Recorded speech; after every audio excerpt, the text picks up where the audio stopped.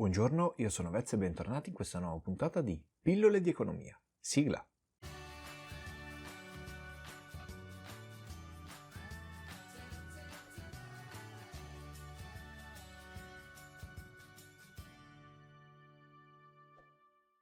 La premessa è che questo video è stato scritto molti mesi fa e la cosa curiosa è che nel frattempo mi è capitato di dare l'esame di diritto tributario.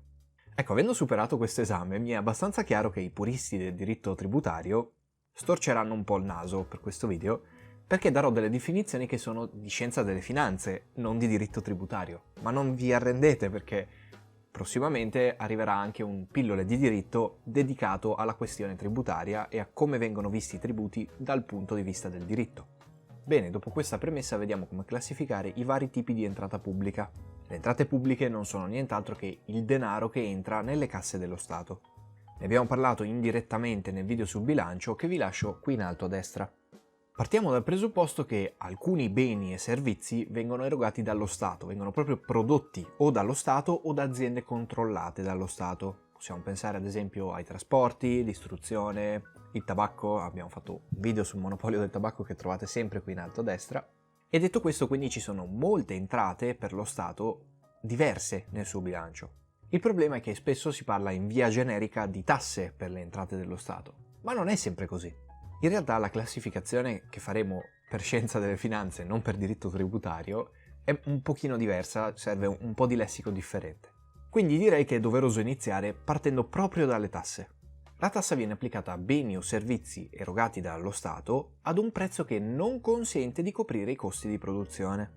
Quindi ora sappiamo che lo Stato produce beni e servizi, alcuni beni e servizi, in perdita. E perché mai dovrebbe fare una cosa del genere?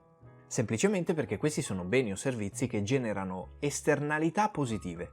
In pratica si tratta di un qualcosa che fornisce un beneficio anche a chi non ne usufruisce. Un esempio potrebbe essere quello dell'università, perché fornisce a tutta la comunità un vantaggio in quanto forma delle persone molto istruite.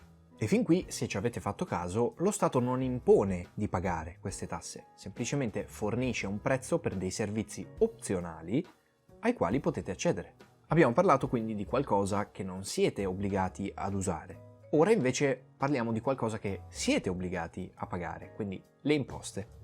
Ci sono due ragioni principali per le quali dovete per forza pagare le imposte. La prima è che i vantaggi dati dai servizi pagati con queste imposte sono indivisibili. Questo significa che non si può quantificare quanto una persona stia o non stia usufruendo di quel servizio.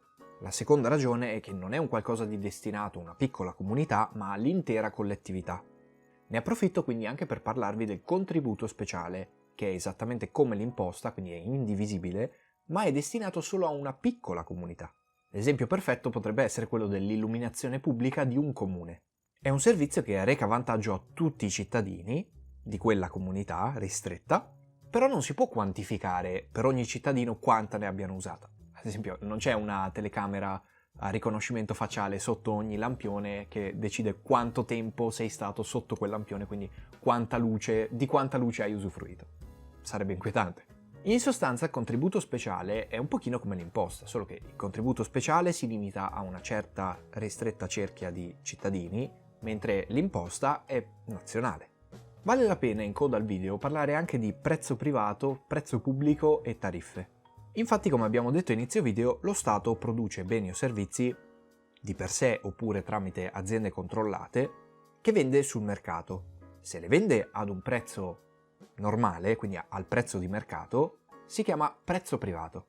Mi rendo conto che sia un concetto abbastanza tecnico, quindi faremo un esempio per farvelo capire. Se lo Stato acquista un'azienda di elettrodomestici o di grissini e un domani si mette a vendere questi grissini sul mercato al prezzo di mercato, quindi posso andare al supermercato e trovare sia i grissini dello Stato ad un prezzo, 4 euro al chilo, la sparo, che i grissini normali di altre aziende non controllate dallo Stato sempre a 4 euro al chilo. A quel punto il prezzo del grissino statale è un prezzo privato.